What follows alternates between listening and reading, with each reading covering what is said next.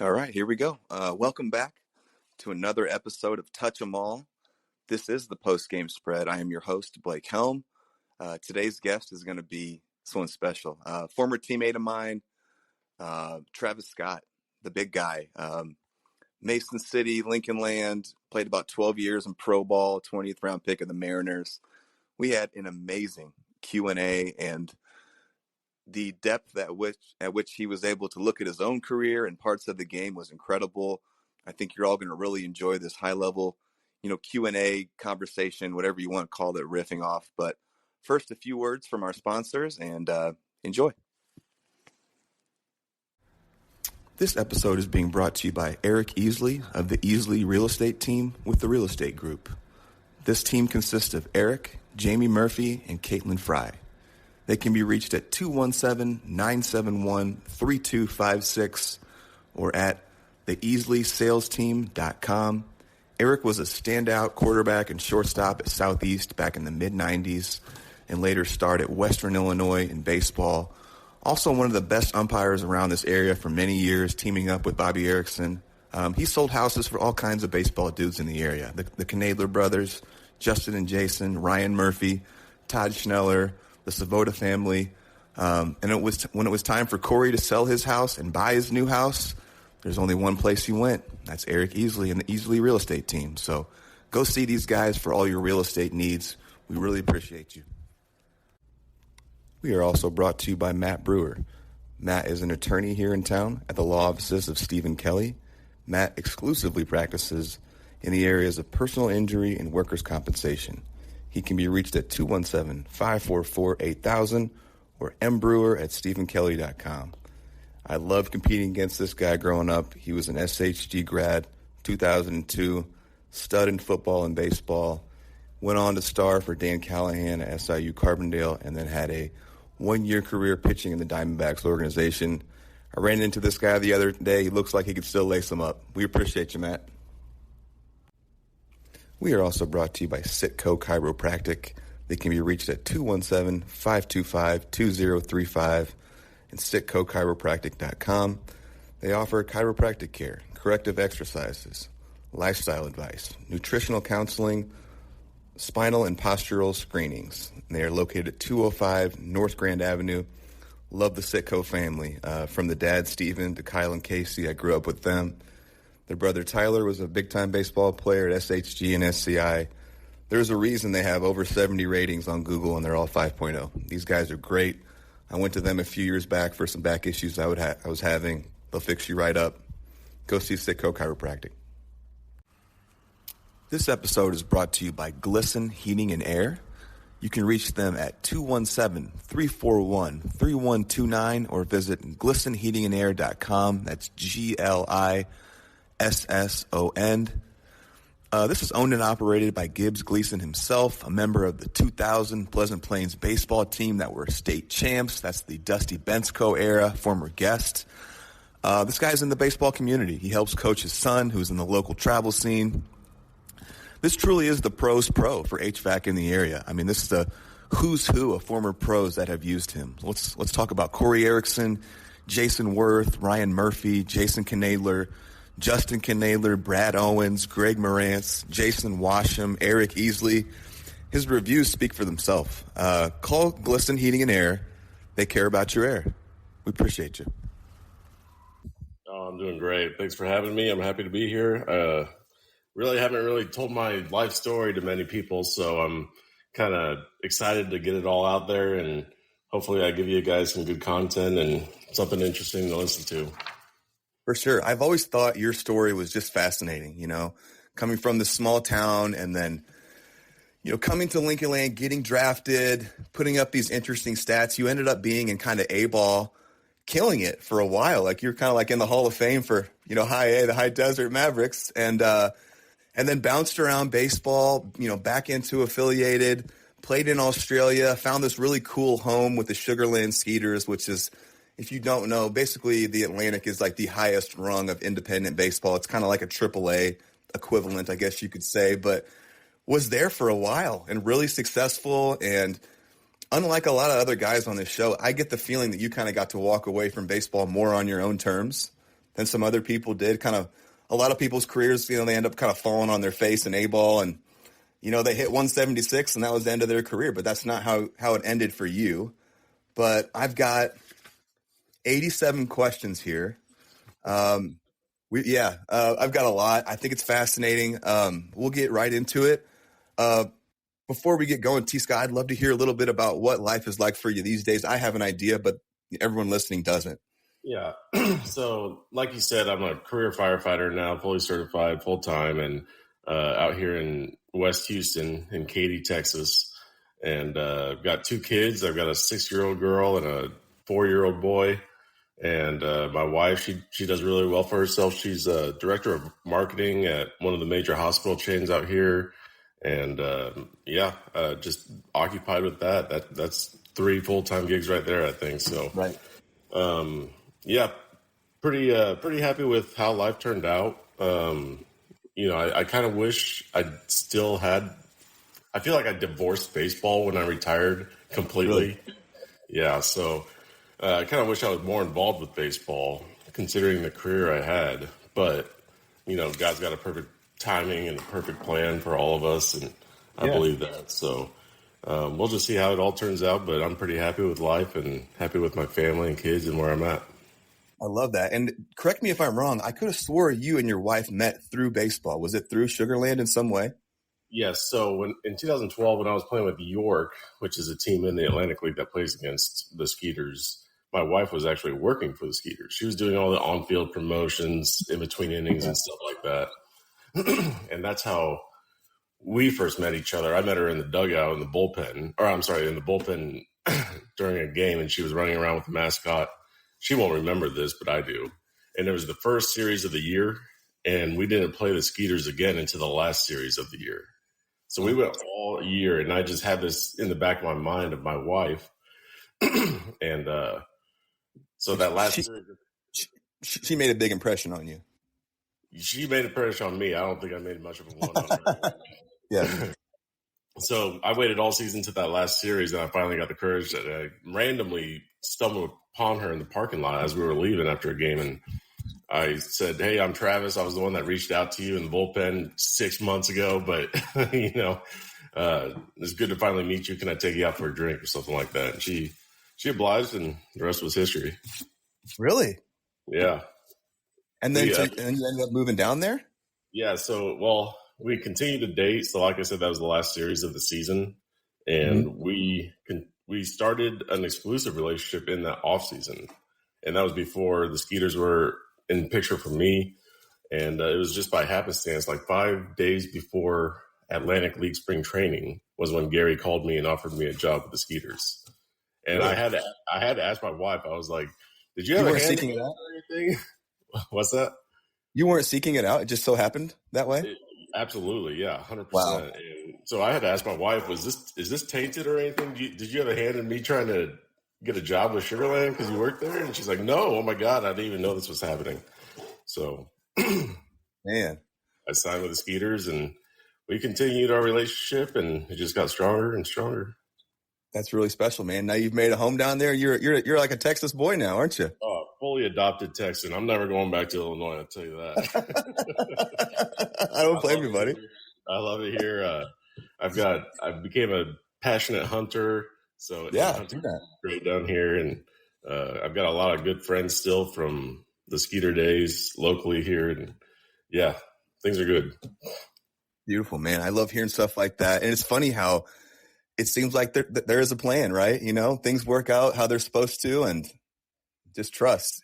Absolutely. All right, buddy. Well, we got a little feel for what's going on with you here these days. And this is kind of my third, I guess, of these kind of Q&As where we kind of explore your career through questions. And, I sat down one night and just felt inspired, and 87 of these came out. So let's, I don't know how long we're going to get. You've given me about a 4-hour chunk of time here. I hope we can get through it. If we have to come back another day, we have to, but I think these are all great questions. So if you're ready to dive in, let's go, buddy. Yeah, let's do it.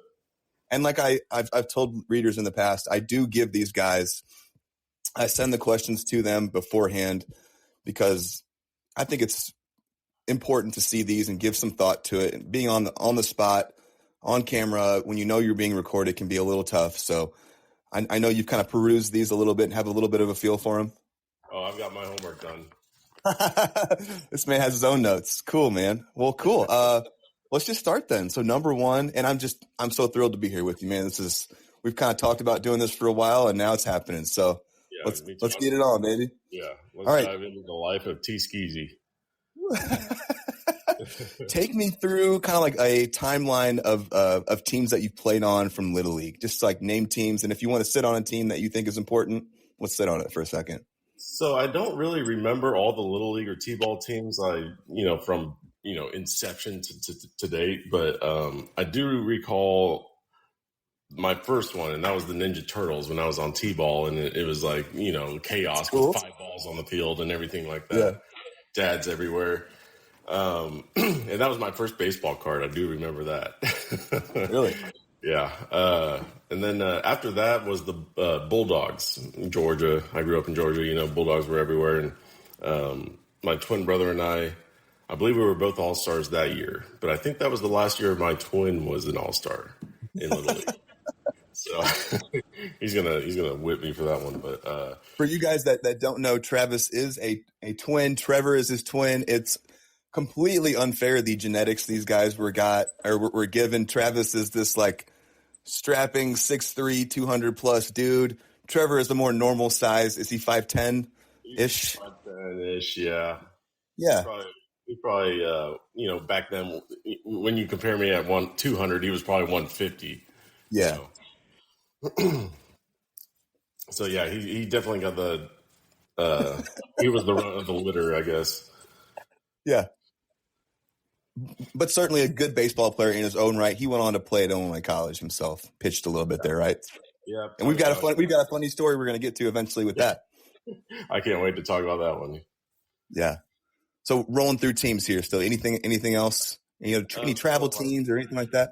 Yeah. So travel ball in Georgia was pretty serious. Having an older brother that had gone through that basically his whole life. I'm sure you're familiar with the East Cobb All-Stars. Oh, yeah. Yeah, they're kind of down there, next to the Cape Cod before that happens and all that. And so I was on that path with the teams I was playing for up until we moved out of Georgia. And to answer your question, the teams that I recall are mostly the All-Star teams and the Summer League travel ball teams. Mm-hmm. And I can't really remember the names for the life of me, but you played for so many teams, man. They would be impossible to remember every team you've played for. Yeah, Baseball Reference had a list of my T-ball, Little League, All-Star, travel ball teams.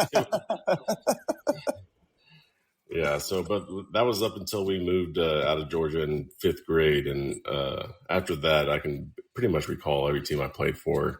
And that was always Cunningham Agency in Mason City. That was the premier travel ball team in the summer. And and that went on for about 4 more years until high school. And then it was all, the local area All-Stars in the summer.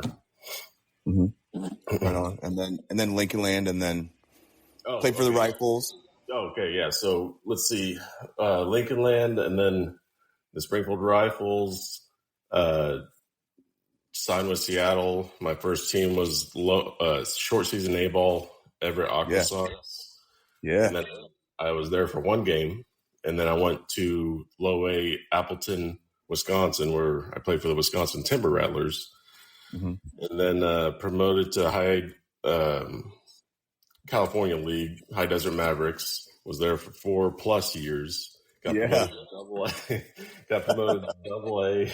And let's see, at that time it was West Tennessee Diamond Jacks in Jackson, Tennessee.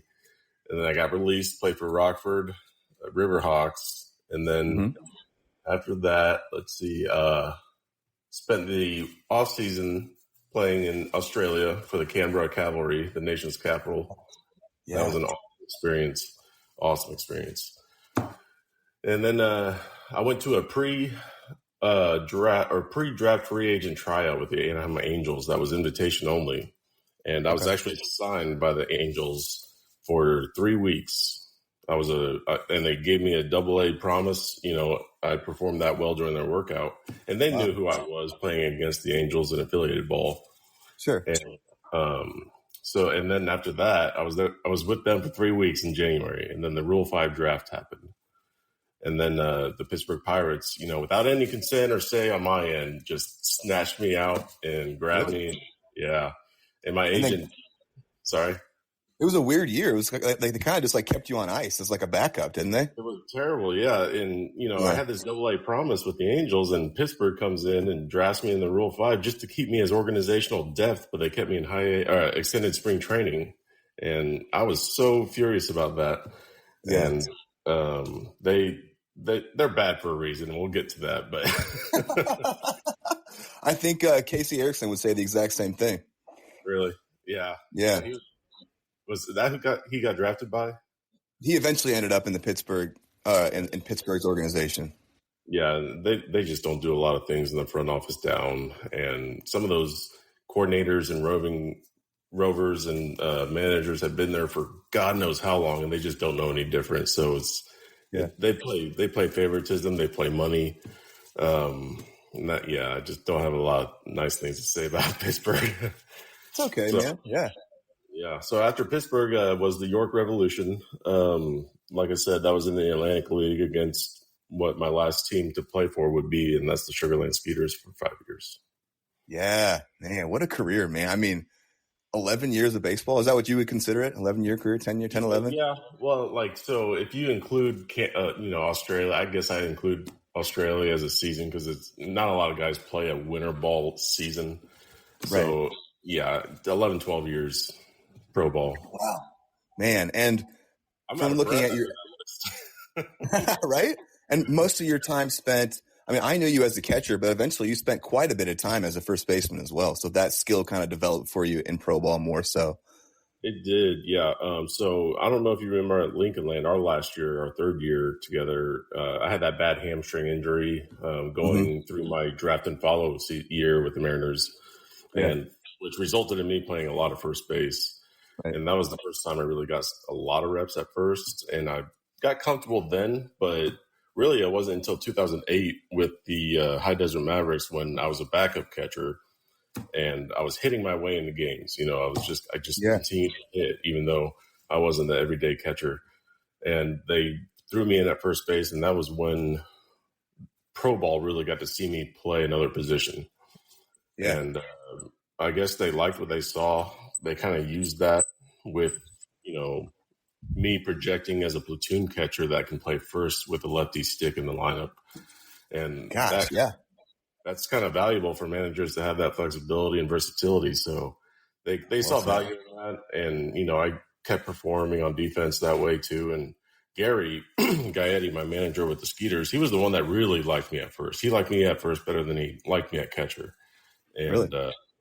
And as a corner infielder himself, that meant a lot to me. So I started dedicating a little more time to first base defensively then. And that was the first time I devoted, a lot of work to it. And I got pretty good and got defensive first base, how do you say it? The all postseason all-star for defensive first baseman in the league. Yeah. Beautiful. Awesome. That's quite the list. Moving on a little bit, when would you say that you fell in love with the game? And then the second part of that would be, when did you feel like pro ball became your goal? Good question. Really good question here. So I think, my passion for the game, and I'll say that is separate than my love for the game. My passion began, so early on because my dad was so influential with my twin and I in sports growing up. He was our coach at every level in every sport, anywhere we played. And, having that resourceful father was always nice. And we were always we weren't playing piano. We weren't doing anything else at home. We were playing sports. Yeah. So, but to answer the question, the love for the game, I think, began when I first hit my first homer over the fence. And that didn't happen until about 7th grade in travel ball. And I remember my mom we had a long road trip after our game that day to go to Milwaukee to see my grandmother. And I hit that homer, and she ran as fast as she could to get that ball for me. She got it. And she gave it to me after the game. And on a road trip, I just remember holding it, smelling it, appreciating it, and I think that's when my real love for the game began. Wow. That's powerful. Yeah. I had to think about that for a second, because not many people, I don't know if I've ever been asked that question, but it's a good one. And I had to sit there and think. And I remember that day I was like, I want to do this forever.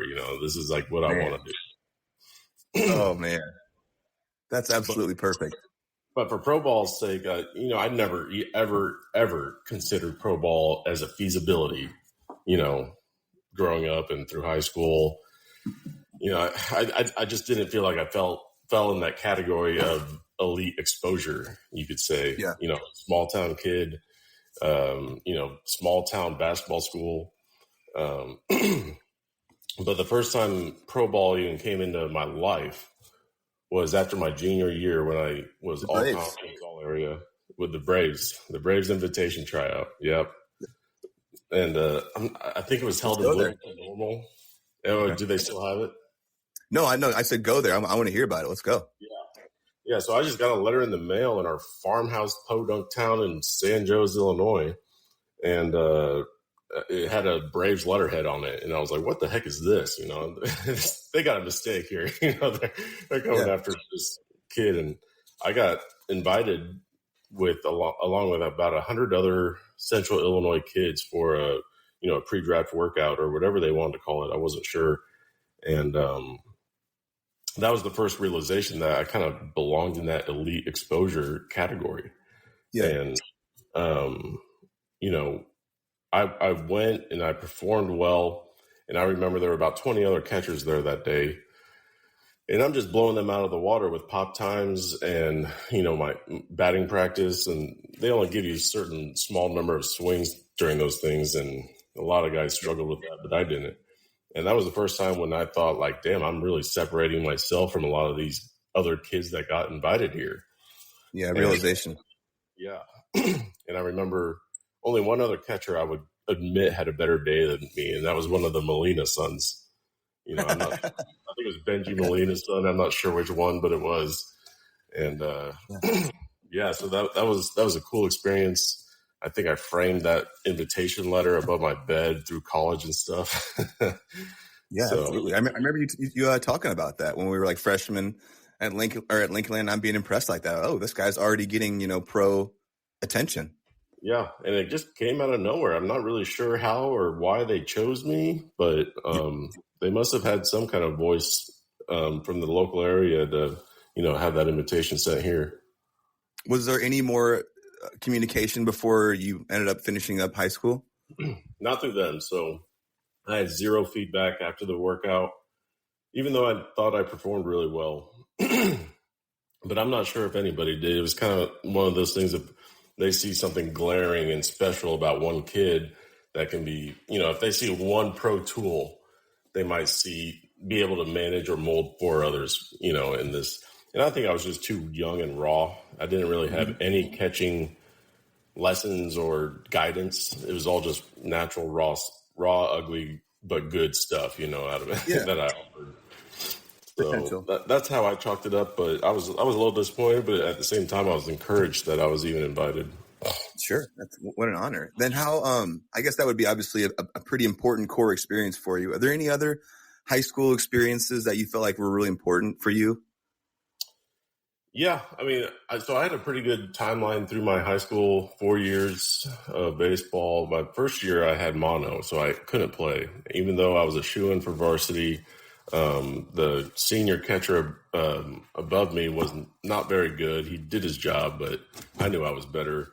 But having to sit out for mono kind of bummed me out. And it, just because I knew I was better than the rest of the guys. Yeah. Sure. And so sophomore year, I come back and I get most improved player award. And I don't know how you can improve from nothing, so having sat out. But I got it. I guess it was more like breakout player of the year kind of thing. Yeah.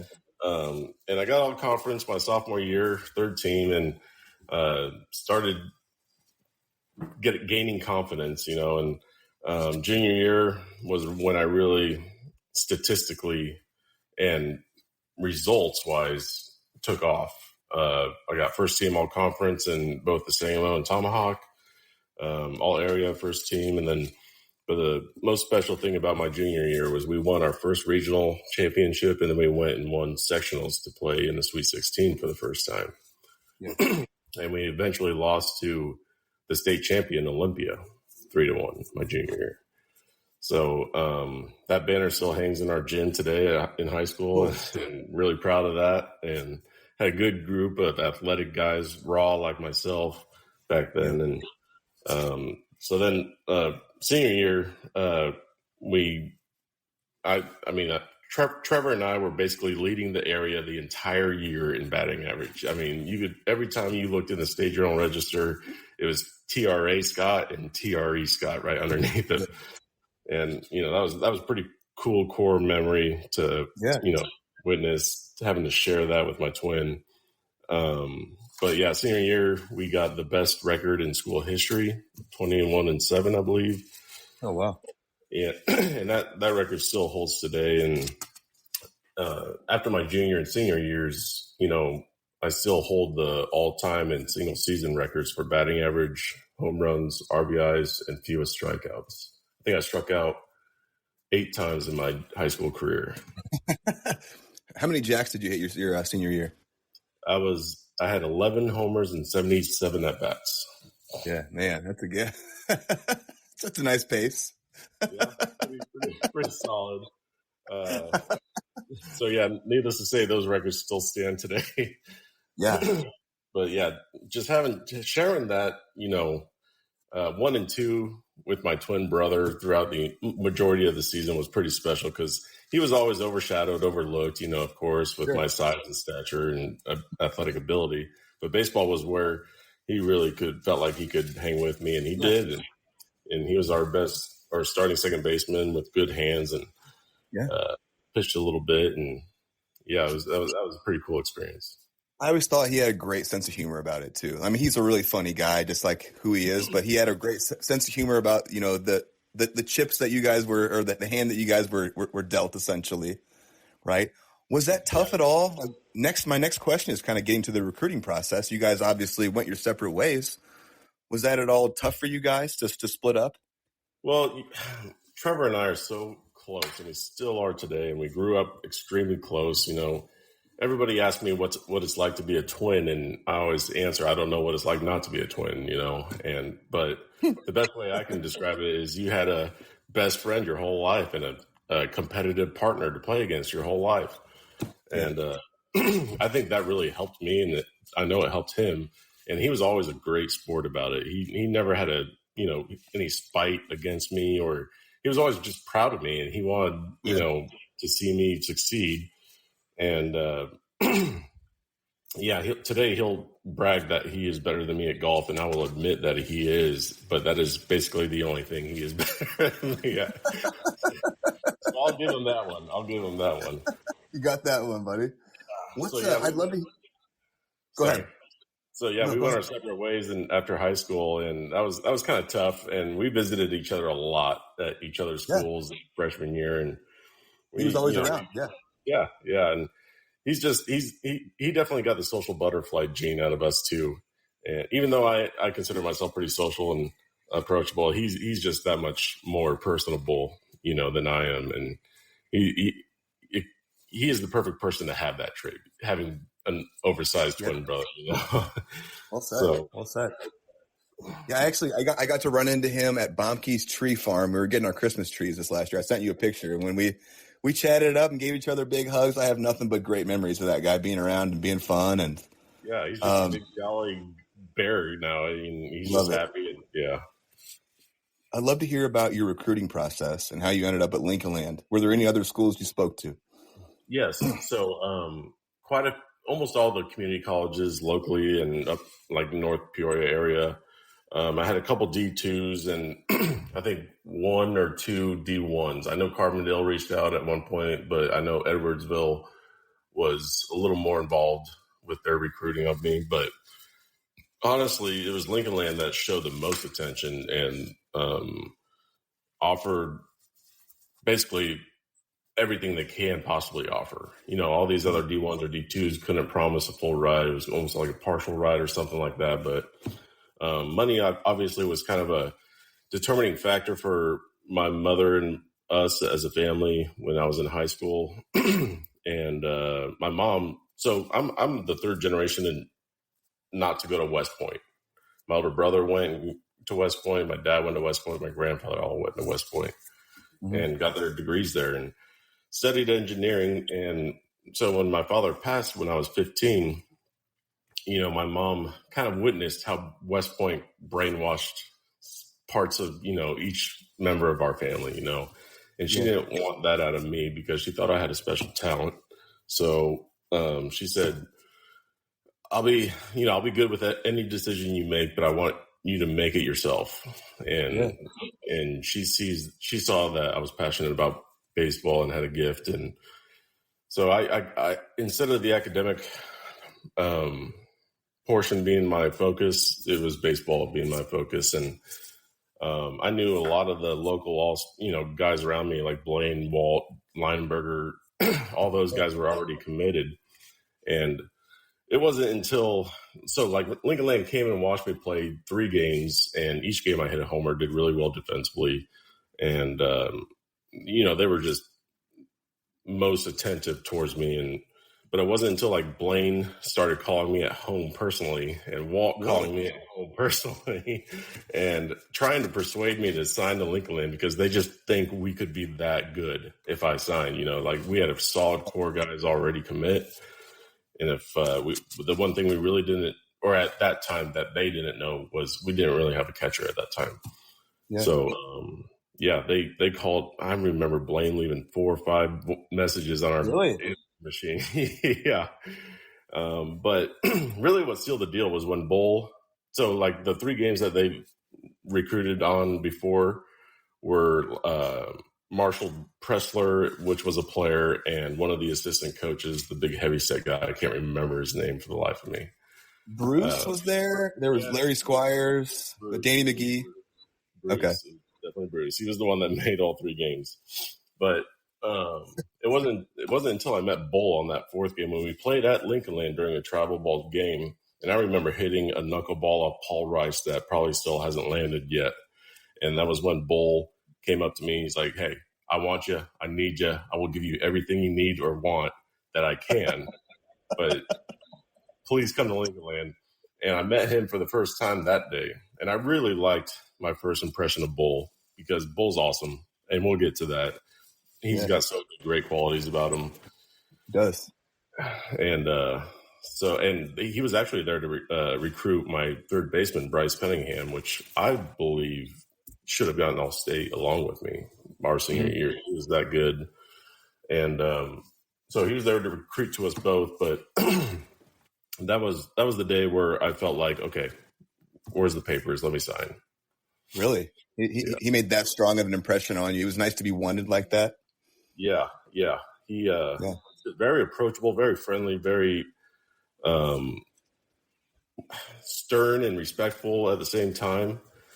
And I really liked, that first impression and first time actually being face-to-face with each other. And I was just waiting on something to convince me to go to Lincoln Land because I'm still on the fence and who to talk to. But meeting Bull was the deal breaker. Oh, well, we'll skip ahead 5 questions and we'll circle back because this is a perfect segue into it. Let's just talk about Bull for a little bit. What's special about Bull? What did you like about Bull? What do you want to say about the recently retired Ron Riggle? Right. Yeah, I just learned that a couple of weeks ago when I made a visit to Illinois to see my twin brother, and I'm happy for him. He deserves his retirement. He worked his butt off for 20 some years as athletic director or whatever it was, but I think Bull's greatest quality is that he's a player's coach. He cares about you. He's competitive. And he's, very friendly, but very stern when he needed to be. But he wanted to win. But he knew that we as players knew that he had our backs and he cared about us, and he wanted what was best for us. Yeah. Like I said, with the recruiting process, he he tried to offer me everything he could offer. And, as a family that didn't have financial means in high school, because of my deceased father, that was important to me. He offered me a work study job, which was government money that I could work during college. He gave me a full ride, full board, paid for my books. You could tell that all he wanted to do was help you. Yeah. And I think that is a huge thing and a rare thing you see out of a head coach. He was one of the most selfless coaches I've ever played for. And just very approachable, very personable, very friendly.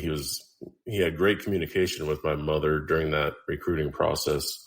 Mm-hmm. And I think, Bull, if I were to have one thing to say, it would be that he cares about you. That's perfect, man. Oh, man. I always wondered how you felt about Bull, because you obviously went on to play a ton more baseball. And, it's easy for some guys that only played a little bit of collegiate ball to, focus on a Bull, or that's all they know. But you've been with a ton of managers and coaches. And Bull, do you feel like Bull still stands out in some ways? And you hold him in that still such a high regard? I do. He's up there, top 3, I would say, as far as favorite managers to play for. He just had a great impression on me, and we've gone through some bad times too together with a lot of trouble that I got into during my Lincoln Land stint, and just his compassion for me during those troublesome times was another indication that he just cared about me and he just wanted to see me succeed, even though I probably wasn't making the right choices or the best choices. And I feel the exact same about myself and him too. Like I did some dumb things at Lincoln Land too, and I always felt like Bull cared about me. Yeah, he always forgave you, and he always forgot it. It was like, and moved on. Yeah, it wasn't he held that against you the rest of your career. Exactly. And, everybody knew who got in trouble with Bull. Everybody knew that if you say it's not going to happen again, he's going to be like, okay, let's go, and just carry on. But you better bet your ass it's not going to happen again if you say that. That's perfect, man. Let's circle back then. I can remember my first impressions of you and first seeing you hit BP. And, I remember, I think, playing against you at one of the SJR games, the All-Star games, but I didn't pay a ton of attention to the area guys. It just, I was the city guy, and just, we didn't play each other that much, so I didn't really know. And I remember watching you hit BP, and you hit a ball that looked like a golf ball to me, and I was like, oh, shit, like this guy is different. And then obviously more of that kind of came out through the year. And what I remember about your freshman year is, I want to say your season ended quickly, right? You had a thumb injury right away down in Florida. Is that right? So no, that was actually down in St. Louis, and it was a third metacarpal injury sliding into third base on a 40-degree day after legging out a triple, which I never do. Right. And I remember diving into third base. I felt like I just jammed my middle finger, and so I'm kind of shaking it out, and thought I was okay. So after the third out was made, I come back in, I get my catching gear on to go back out, and the first throw back to the pitcher one hops him at the mound. And I'm like, what in the world? So I'm still shaking it out, and then come time to throw it down after the pitcher's last warm up, and I freaking 5-hop it to him, and I look at Bull and Weave at the same time, and I'm just shaking my hand like, something's wrong. He's like, and I just remember Weave yelling from the dugout, hey, man, it's cold for everybody, okay? And I'm just like, no, there's something wrong with my hand. And so I literally had to pull myself out of the game. I don't think I ever did that ever before in my life. And sure enough, Bull takes me to the hospital after that game, or during that game maybe. And, there was a fracture in my third metacarpal. And that ended my freshman season after our Florida trip. And I did well in Florida. I remember doing really well in Florida. And I remember you had a couple majestic home runs where everyone was just like, oh, my God. Yeah, I remember playing against, I think it was Central Florida or something, but they had a guy that we all nicknamed Shaka Zula. Remember that guy? Yeah. And he hit one of the towering, light tower power homers, and then I had to follow up and top him off on that. And I just remember looking in the dugout at Bob Nika, you and Chad, and all these guys are just putting their hands on their faces like, no, you didn't. I swear this ball, if I remember right, there was a huge tree line beyond their fence. And this had to have been easily well into the 400s. I mean, majestic, 450, 440, just absolutely tanked. And we were like, oh boy, like, okay. And, as a JUCO guy, the best competition that we were going to see during the year was most likely going to be the Florida and the New Orleans teams. So tearing it up down there, obviously coming back to a little bit lesser. How hard was that for you to have that surgery, to be put on ice, to have to watch the rest of the year? Was that impactful for you? And it was crushing, because I knew that we had a really good team. And I really think our team was good because of our freshman core class. The sophomores, those guys had a really good class as well. But I think any team in JUCO at, that level, if their freshmen are standouts, that team's going to be a standout. Yeah. And, I thought, with our class, I knew we had a chance to do something special. And then going through that injury, and we even had a good run in the playoffs that year. We were 2 wins away from nationals and all that. And knowing that my season and year basically was cut short because of a broken third bone in my hand, and having to watch redshirt that year and watch all those guys go and compete and perform, that was crushing. That sucked. I really could have made it a lot more sour, but I just saw it as motivation, because I'm witnessing these guys, or my teammates and guys, play. And I just know in the back of my head, like, God, I want that chance. God, I know I can do better with that chance. It's like, so that was tough. For sure. Did you play rifles that summer, or what did you do that summer? I don't remember. So after that redshirt year, Bull offered me that opportunity to play for the Rifles. And I think he just saw what, I had to give, even though I was injured. Yeah. So that was another gracious opportunity that Bull gave me, was to have that summer just to get, back into the swing of things after an injury. And, but I struggled, man. I came back with a wood bat, and I struggled that summer with the Rifles. That was obviously the best competition to date that I faced. And then you throw a wood bat in my hands for the first time in my life, and it's like, eesh, I started questioning a lot of things during that summer. Yeah, that can be a huge change or a big jump in competition as well, and the injury and wood bat, a lot of things going against you there. Was that pretty humbling? That was probably the first time I've ever gotten humbled in a statistical sense. So that was tough to swallow, but I ate my humble pie and I took it with me the next year, and finally decided to actually work at something instead of just, go with my natural raw ability. Yeah. And then the next year, obviously really strong, and ended up getting drafted in the 20th round, right? That would have been correct? Yes, correct. 2005, 5. What was that process like for you, getting professional attention and managing that? So, I remember the game specifically where the scout for the Seattle Mariners first approached me, and it was down in St. Charles, Missouri, not far from where my injury took place. And he came up to me. He just introduced himself. Hi, I'm Joe Boringer. I'm with the Seattle Mariners. I just want to express interest in you as a player and potential as a professional athlete moving forward. And sorry, my dog's barking at some stranger outside. And that was the first time pro ball became a feasibility to me at that point. And I just remember the game. I remember going 2 for 3 with 2 doubles. I caught Tyler Bulig, and we lost on a intentional walk past ball, or wild pitch, I should say, that scored the game-winning run. And I remember chucking that ball into center field as far as I could, which probably wasn't a good influence on my pro career at that point. But regardless, he still approached me and offered me that spark of interest, and said, just gave me encouragement to keep doing what I was doing, and we will be in touch with you. And it basically, you got left at that. And then sure enough, about a week later, I got a pro contract questionnaire. What was it called? It was a character reference questionnaire, I believe is how they referred to it as. And it was basically just a little Q&A to get a sense of what my character makeup was like. Just random questions and almost like a psyche test. But after that, they started showing up at Lincoln Land and watching me. And it wasn't always games. Sometimes it was practices in BP. Yeah. And so that's how that recruiting part went. It was kind of a shock to me. I really did not expect anything like that.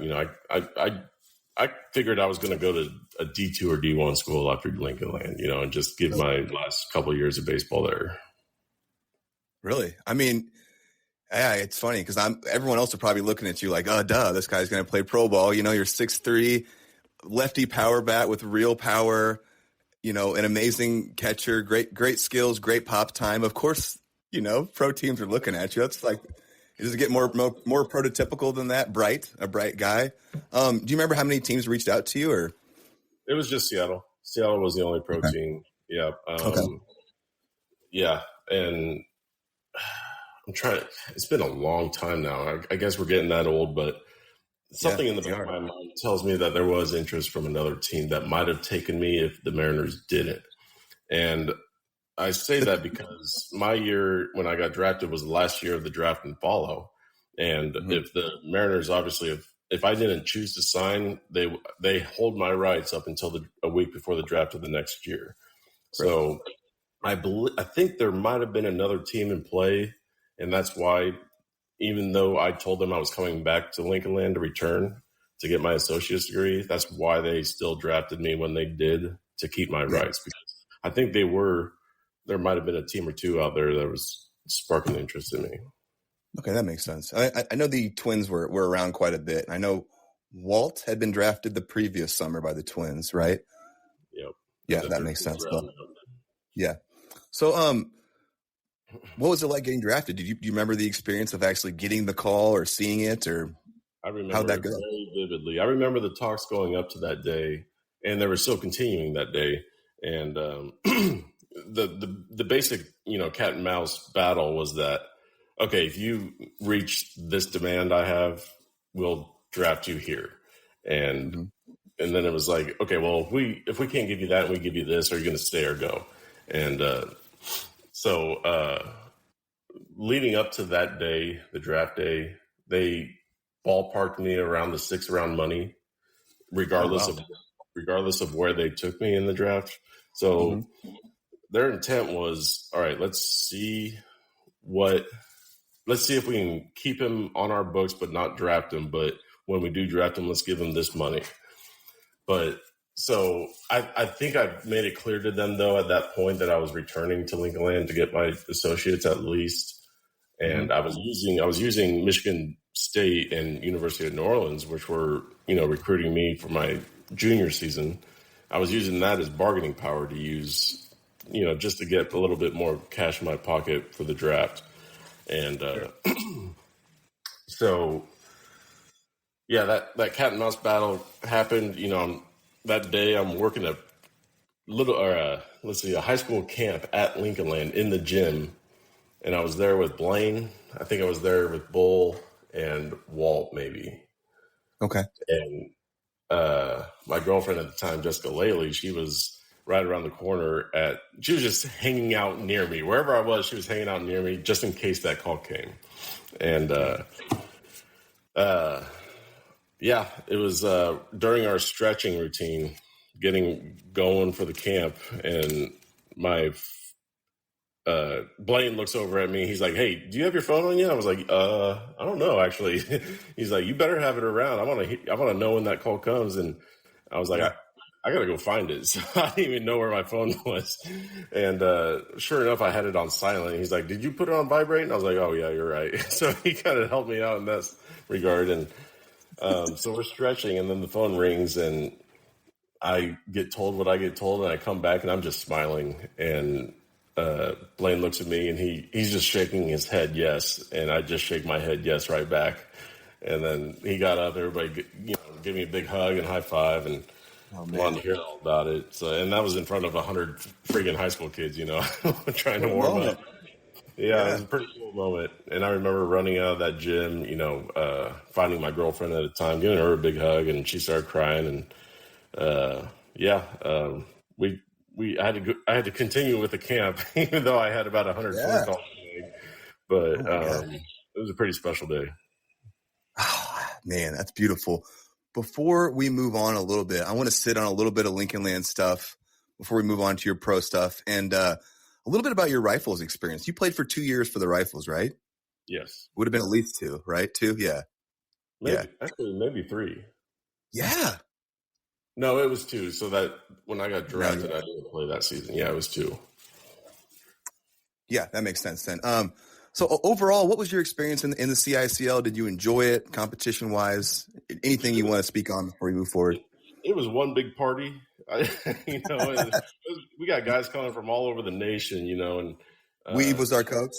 Yeah, Weave was our coach, and Squires is out there just handing bats out, and Squires, oh my God. We're driving his RV to and from games and stuff, and it was a fun experience.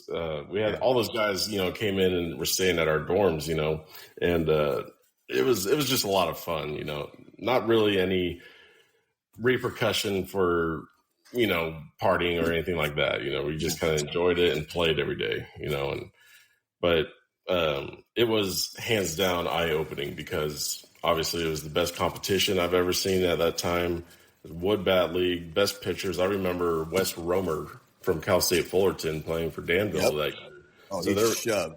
Yeah, and so we're facing guys like that for the first time with a wood bat, and just getting carved up left and right. I think I had like 5 homers and 150 at bats, but my strikeout and walk ratio was skyrocketing, and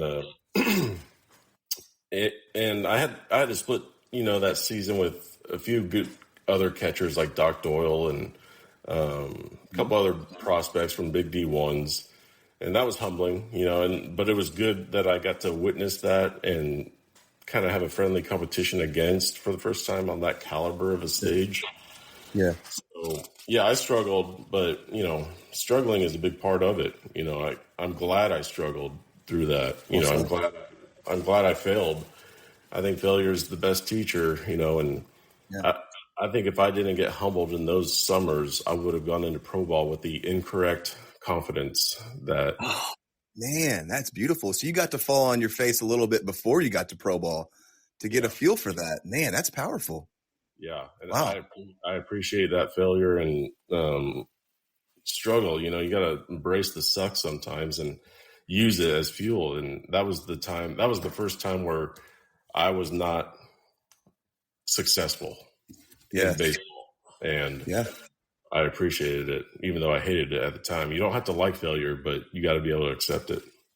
Well said. And the name you mentioned there, Doc Doyle, went to Coastal Carolina, had a beautiful swing, ended up playing some pro ball for a few years, I believe in the Mets organization.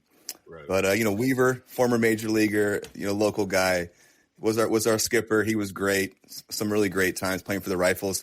PJ Finnegan specifically texted me last night and said, you have to ask T. Scott about this. Ask him about his Bull Durham rain out. He said it was you. He said it was PJ, Brad Sellinger, and you. So go ahead and let's let it rip here.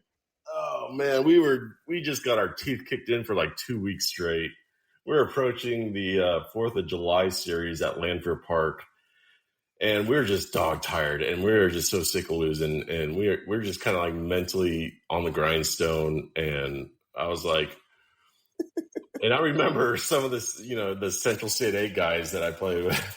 They're like telling me about the water hose that's behind the backstop that you can get access to if you wanted, and flood the field and stuff like that. And I don't know why I recalled that while I'm sitting next to PJ in a bus or something. He's like, dude, I just don't want to play tomorrow. And I was like, you want rain out? I can get us rain out. and we're like 6 beers deep or something on this bus ride home, and we just start getting a little more fired up about the prospect of not playing tomorrow. And we're like, all right, let's make this happen, So I think we've got a 6-pack in our hand. We're going to Lanphier Park. He knows how to get in. I just follow his lead. But I remember the tarps being on home plate in the pitcher's mound. And I remember there was only a short section of hose behind the backstop or wherever this water picket was. And I just remember shoving it under the tarp at home plate and cranking that sucker as high as I could and just running out there with a beer in my hand and giggling the whole time like little girls, you know. And we got out of a 4th of July sellout crowd, and Squires was pretty pissed. That's amazing. For you guys that don't know, there's an iconic scene in the movie Bull Durham. I end up talking about Bull Durham damn near every podcast. I love it. Where they're essentially they're in the same situation. They're burnt out. They need a day off. So Crash Davis, Kevin Costner, floods the field with the sprinkler system, and they're whooping it up and having a good time. And you guys did your own Springfield Rifles version of that. And I even quoted Bull Durham. You want a rain out? I can get us a rain out. You did it perfect. You did it absolutely perfect, brother. That's so cool. There you go, PJ. There's T. Scott's rendition of it. Yeah, I love it. PJ, I love it. Like I said, a little more Lincoln Land stuff. What do you think? This was a funny one. I've asked other guests this. You remember the old school logger logo with the kneeling logger? Oh yeah. Is it? Do you think it's Claude Krasik? Oh, are you asking if that logo is built as Claude Krasik being the caricature of? That's always been the joke because Claude has denied it. I've specifically asked him, did you model for this? Because it looks just like Claude Krasik. And then Jason, Justin, O'Malley, all these former Lincoln Land guys have said, we think it's actually Claude, that Claude posed for it. He just doesn't want to admit it. Man, I don't know. I've never even considered that, but it makes a lot of sense now. And I can see it in my head, and I'm like, yeah, that's Claude. But I don't know. I'm not sure. That's a good question. Do you have any funny Big Bull stories? Big Bull being the father of Ron Bull, the kind of grandpa, the sage guy around our program, ran the concession stand. There's all kinds of some funny stuff from him. I mean, we could spend 4 hours talking about this alone. That's the truth. Big Bull stories. He always had his blue Mizuno, not Mizuno, but Mizumos on, wobbling around.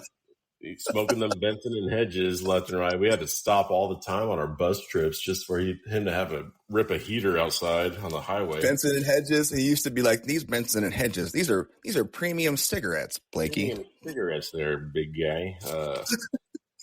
Oh man, that was a good one. I remember my aunt coming to see me play, and she wanted a cheeseburger from the concession stand. And Bull's manning the grill, smoking charcoal and Benson and Hedges, together.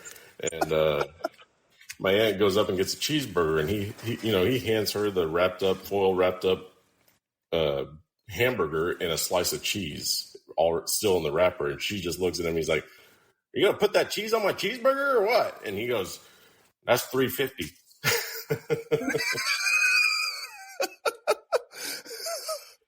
Now, were you ever privy to? And you played so well, maybe you weren't, but Joey Elbsmeyer and I used to joke that depending on how you played would be depending on how much you paid. So in between a doubleheader, you go up there and be like, hey, I saw you're 2 for 4, Blake. The burger's on me today. But if you were 0 for, it's $3.50. Did you ever get the same treatment? Absolutely. And I hit, I think, 12 homers that year, so I got a lot of free cheeseburgers that season. But yeah, if I had the freaking hat trick with 3 strikeouts, he's holding his hand out for that cash, So yeah, he didn't treat me any different. I love that. Tell me a little bit about Walt Patton. What do you remember about Walt as a pitcher? He obviously got drafted a year before you. Big arm. What do you remember about him? I remember, obviously competing against him in high school and, typically facing him if we did that day. But I always had good success when I played against him. I don't know. I think my swing path and his firm, straighter fastball kind of, played into my swing and approach. But I remember catching him, and it wasn't until I started catching him at Lincoln Land playing with him when I realized that he's got some really good stuff and a very firm and heavy fastball. And, I kind of considered him a 2-pitch pitcher, but that's really all he needed. He had a really good fastball, low 90s, firm. Sometimes it ran, sometimes it cut. You really didn't know. And that part of it made it hard to catch. But it's funny you asked that because it wasn't – so when the Mariners came to St. Charles, Missouri to see me and talk to me for the first time, I was catching Walt. And he was like, and he actually admitted that they've been looking at me since Walt got drafted. And they wanted to see how I did catching, a pro-style pitcher, how I handled that. And, Walt was the type of pitcher that was, kind of effectively wild. Yeah, it's a great way to put that. Yeah. Good velocity with a very firm but active breaking ball. And he was in the dirt a lot, which challenged me as a catcher to block. And he rallied up his strikeouts. He rallied up his,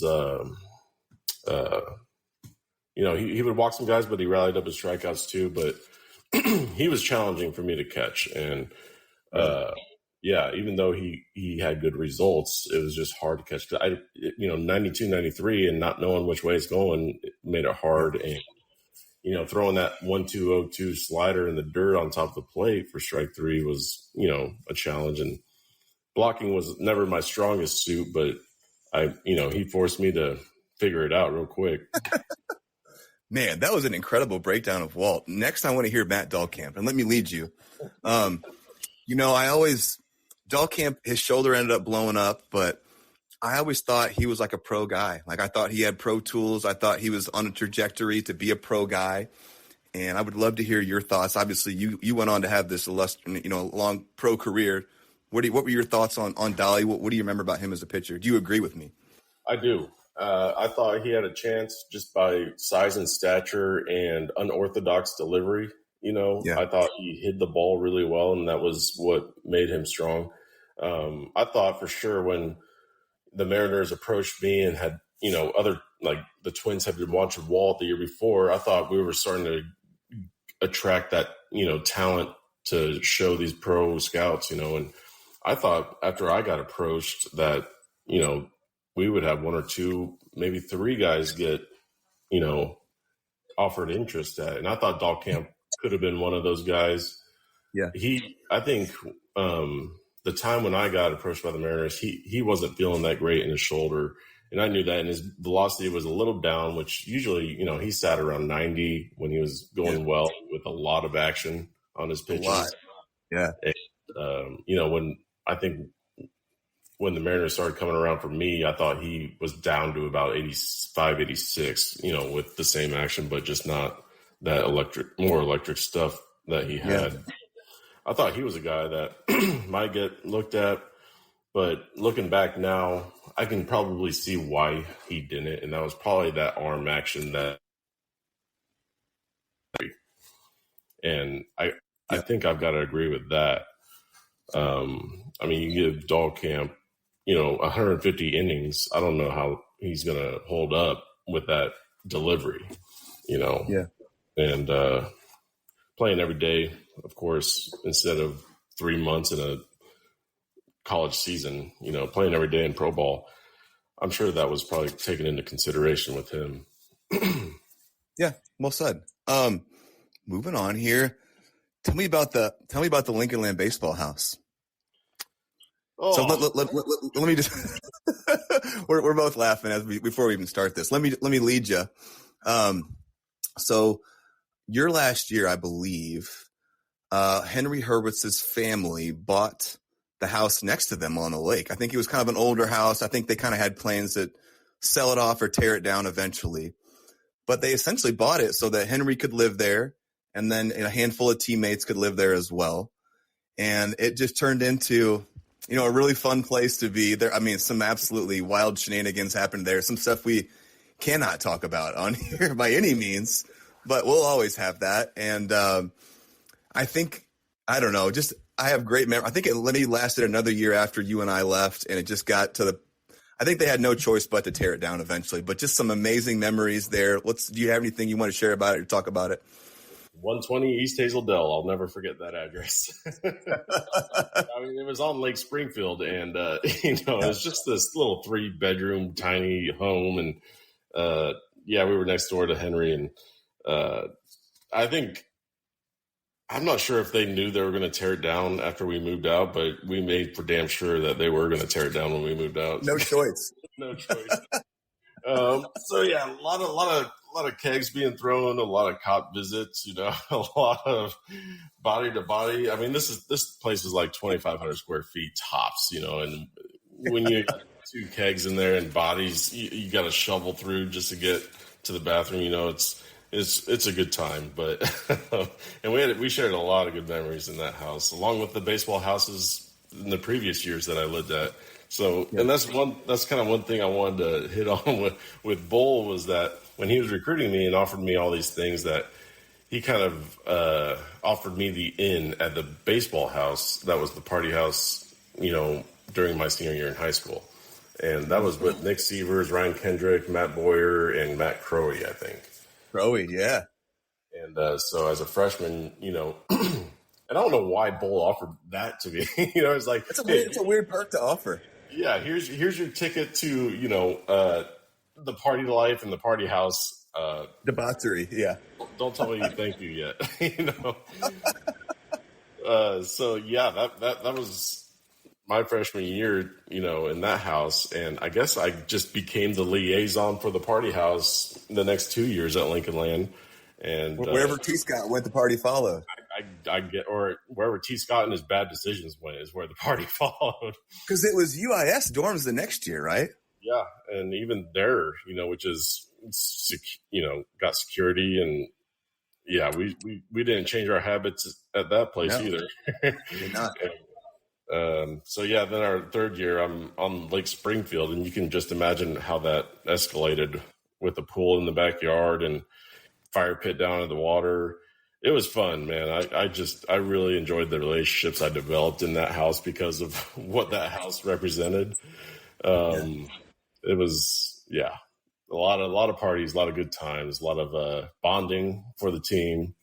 It was kind of just a gathering point for everybody. And I recall, Caleb, his passing, remember that during our third year? Caleb Bridges passed away from brain cancer, yeah. Right. And I remember, super sad. That was a tough day, but kind of the guys just didn't really know where to go when we were going to get that news, but we knew that news was going to come. And I just remember sitting in that baseball house with about 20 of us out of the 25 guys that we had, sitting there getting that news and kind of just being there bonding together for that bad news, So it wasn't always just about the partying. It was kind of just a gathering point for the team to be together. Absolutely.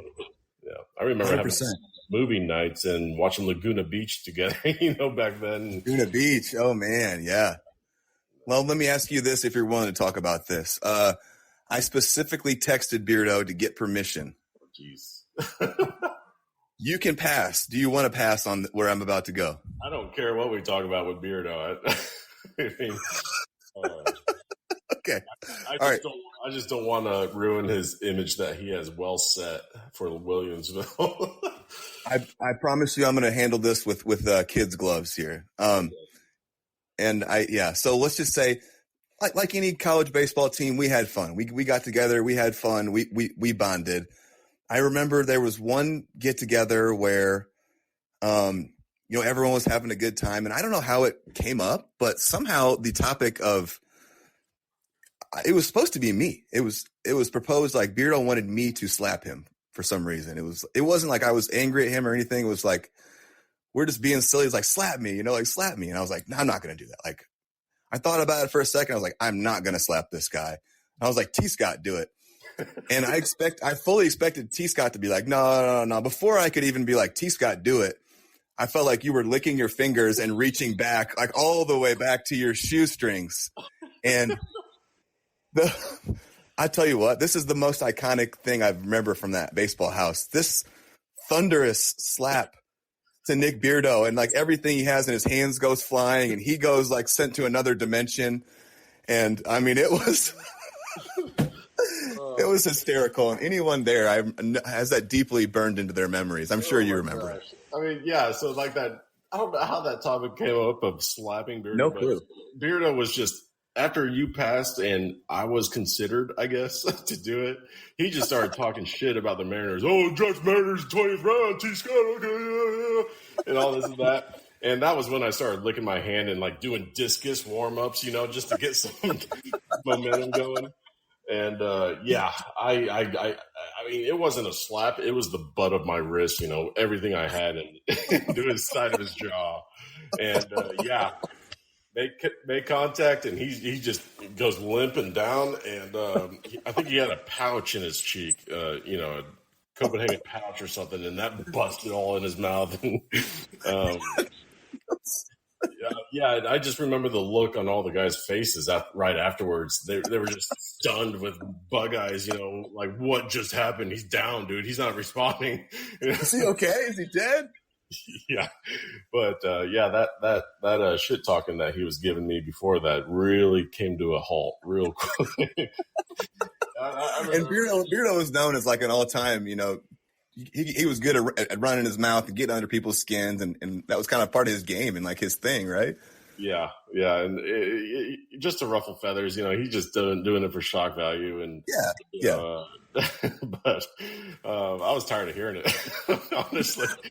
So I remember him the next day. He's like, or no, it was like 2 days later at practice. He's like, I still haven't eaten anything. I can't move my jaw, and I was like, that's when I felt bad, But it was all just supposed to be out of good fun. I didn't mean to hurt him or anything. No, it was totally in good fun, and it's a great memory. Thank you for humoring me a little bit.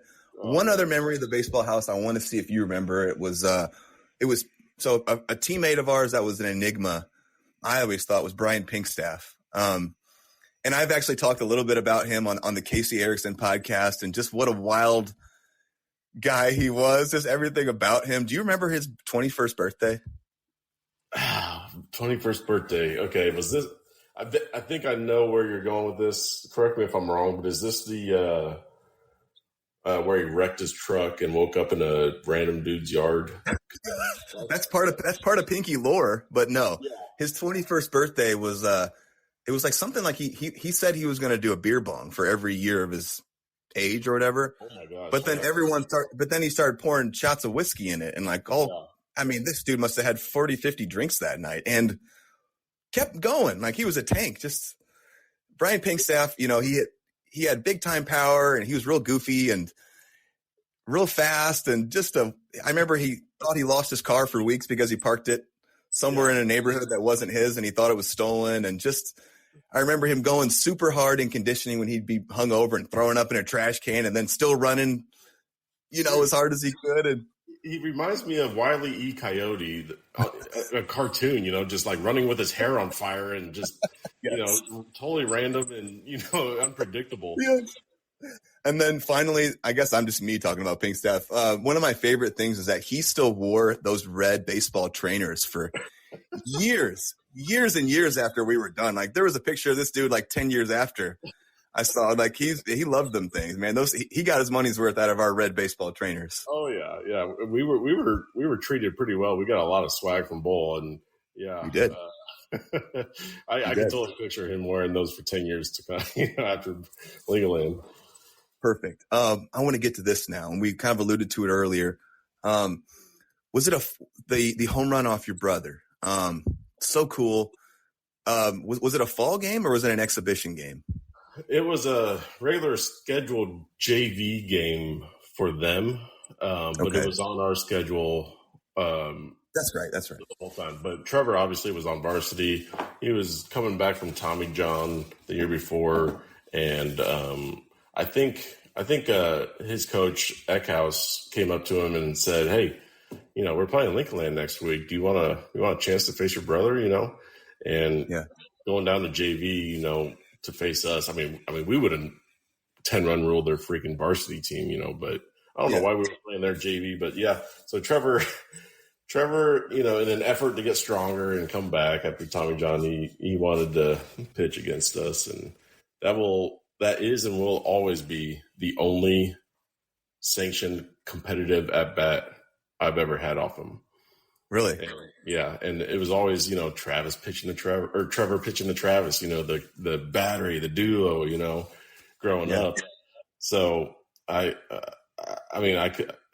predicted correctly every one of his pitches. He threw me that at bat. Really? Already knew it? I already knew it. I no matter what. Yeah, but it was so poetic how it all came out. And it was, man. I had an injury and I was, you know, getting treatment. And I think I even sat a couple games, and I had a hamstring deal that Bull was not going to let me play in that game because he wanted to rest me. And I was like, all right, well, my twin brother just got the go to pitch, this game. And this is probably going to be our only chance to face each other. And Bull goes, oh, all right, you get one at bat. You're going to lead off the game. After you get out, I'm taking you out. I'm like, deal. Just give me one at bat. You know, so yeah. I mean, do you want me to go through my spiel? Yes, absolutely. And it's on video too, right? I know I've seen the video. Yeah, I think my older brother videoed it on his old flip phone Motorola Razr or something with horrible quality. Yeah. It's a little grainy. It's in the universe. So yeah, my mom and my whole family shows up. I think even the newspapers there because they caught wind of it, and my mom doesn't know what to wear. So she doesn't know if she needs to have Illinois College or Lincoln Land gear on, you know, and she's kind of torn with the house divided, you know, and I watched Trevor. He's in the bullpen warming up pregame, and I swear he threw 150 pitches down there, and he probably would have did that too. And he's so amped up for this. And but that's what he'll blame it on anyways. But going on, I get one at bat, and I'm coming up, and I tell myself, all right, I'm gonna take a strike. I'm just gonna see if because I want to strike. I don't want him to walk me on 4 straight. I'm not gonna swing until he gets a strike, just to give him, you know, kind of a even playing field here. Sure. So ball 1, first pitch, fastball down and away. Ball 2, and I'm thinking, gosh, this is going to be a cookie. I'm 2-0. I'm going to get what I want to hit really hard right here. But I told myself I'm going to take it. And, yeah, it was freaking pipe dream, dick high fun ball right down the middle. And I take it, you know, with, you know, biting my lip. But so 2-1. And the next pitch was a curveball that I predicted correctly that wrapped around the plate outside. 3-1. Okay. Now we're 3-1. I'm swinging. I don't care where it is. If it's a ball, I'm going to swing and miss. If it's you know, in the zone, I'm going to tallywhack it. But I'm swinging. And it was a fastball down and in, well out of the zone that I probably never had a chance touching, and I didn't. But I just wanted to work the count. I didn't want to get walked. I was not going to get walked. Now, Trevor will tell you that his best pitch is his curveball. And I'll agree. It's a big, just slow bender. It's one of those, you know, just big old freaking 12-6ers. And I knew it was coming.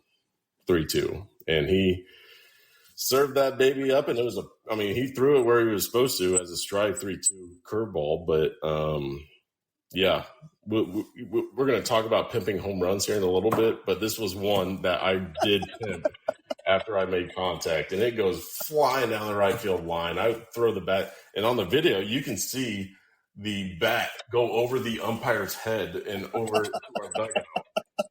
And I remember rounding the bases, and this ball had to have gone 420 feet.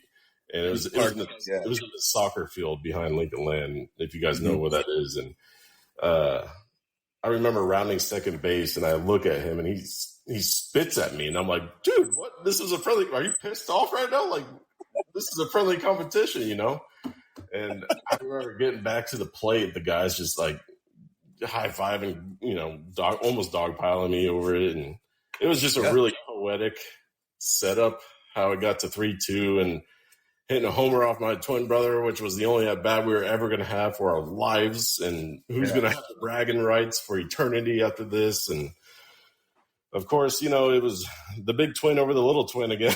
You know, and I felt bad because I thought I ruined his ERA when I got back in the dugout. I was like, he's been trying so hard to get strong with his Tommy John. You know, and I just effed up his ERA for, you know, not recording it out and one homer. And but it was fun. I know we went out to Darcy's after that game with all of our family and having our aunts purchase us beer underage from there, and just soaking it in how both of us were looking at each other like that couldn't have gone any better, for both of us. It was perfect. I remember just how exciting it was. Like, we'd been like, everyone knew about it, leading up to it, and that Bull was giving you this at bat, and it became a full count, and that he had the nuts on him to spin a deuce 3-2, and that you were thinking right along with him and absolutely tanked it. I mean, it was, I think that's got to be a special memory for you guys. I remember it vividly. So cool. I hope we can dig up that video and attach it to this somehow, because that's I know I've seen it on Facebook. I swear someone's posted it in the last couple of years. I've got it saved somewhere. I think it's on Facebook as a saved video, but yeah, that would be fun to have it attached to this. Beautiful. Before we move on from Lincoln Land, are there anything you want to share? What was special about Lincoln Land to you, or anything else from Lincoln Land days before we kind of move on? It was very special, and I think anybody that goes there will admit that Bull was a big reason why it was special. It was kind of that segue between high school and the real world college world, and you were at college, but it was still kind of that small town community feel. But we were very competitive and strong in baseball and sports, and I remember having the opportunity to even play baseball and basketball both there. And Joey Alsmeyer was influential in that decision for me not to. And too hard to do. Yeah, it is. Yeah, too much. Just 2 year round for both sports. But it was special to me. I mean, one, you got to live that freedom from high school and on your own and live that life, but you still had that opportunity to go back home that a lot of other college kids don't have that opportunity to. And I developed so many good relationships with so many people along the way, not just in baseball, but just at the school, the other sports. It was always athletes, hanging out with athletes there too, but it was all sports. It was, girls volleyball. It was the boys basketball team, it was everybody. And we just, that was the first time in my life where I developed close-knit relationships on my own, away from home, and, kind of relied on each other in a sense. And to do that for 3 years at Lincoln Land was awesome for me. I had a lot of fun. And, obviously I have no basis of comparison for Lincoln Land and another college because I went to pro ball right away. But I can't imagine having a better place to go right out of high school. Like I said, Bull was a big part of that. I love that. That's so perfect. Before we're about to hit that 90-minute mark that I talked of where we're going to take a break, but how about you lead us out here? You obviously played for Eric Weaver on the Rifles, and he was our pitching coach with Lincoln Land, a former big leaguer. Weave's story time was one of my favorite things of all time. I think he was an all-time storyteller. He has just an aura about him. Do you have any favorite Weave stories, or just we want to talk about, being under his tutelage, or anything you want to share about Weave? Man, I spent the last 2 or 3 days leading up to this trying to dig back 20 years ago, to unearth all these good stories that I know I've got. And it was hard coming up with some good ones, but I remember Weave's BP was awful. Every day was awful. One of the worst still to date. And I've had some bad ones in pro ball, but he just could not give up a hit. That's the competitive. And he would get mad at you for not swinging too. Yeah. So it's like, okay, I guess I'm swinging at crap right now. He's spiking stuff on the plate, and you're taking it. He's like, swing the bat, dude. And I'm just like, throw strike, dude. And I think that's his competitive subconscious taking over in his ego that he's not going to throw a pitch that's going to get tallywhacked, But I love that about him. I remember busing home for the Rifles after one game. I think it was Danville. And he would not, and I don't want to incriminate anything here, but he was very adamant about not getting beer for us on the way home. And rightfully so. He was driving one of the vans. But I remember, again, we're getting our teeth kicked in. We're all mentally grinding. And he we stop for gas, and we're all just like looking at each other like, here's another bus ride home, blah, blah, blah. But he walks out with 2 30-packs, 2 in each arm, so 4 30-packs of beer. Woo! And he walks up to the van, and he just chunks it in there, and he goes, I want all of this gone by the time we get home. And he just gets in the driver's seat and takes off. So that we were all just like, yes, finally, we've come on, and That's so yeah, that was yeah. Well, this will be a good stopping point for us here. You want to go take a little break, and we'll reconvene in 5 minutes here? Sounds good. All right, brother. This has been, dude. You're electric, man. I am so enjoying this and hearing your thoughts. And now we're gonna kind of cross over into pro ball, where I think it gets super interesting. So here we go. This is T. Scott. All right, we'll be back in 5. Cool, buddy. 5 minutes. All right.